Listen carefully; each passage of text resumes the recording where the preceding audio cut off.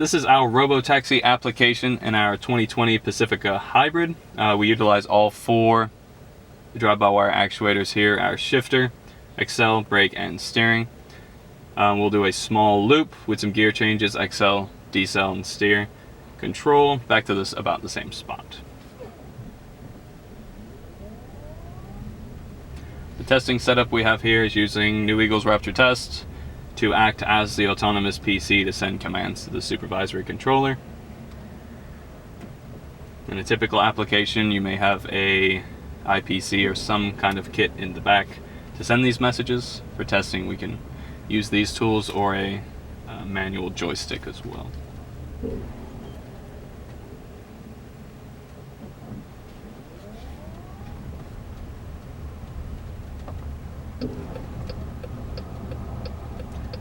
Control over additional body actuators as well, so you just heard the blinker there, and at the end of the video the doors will open as well.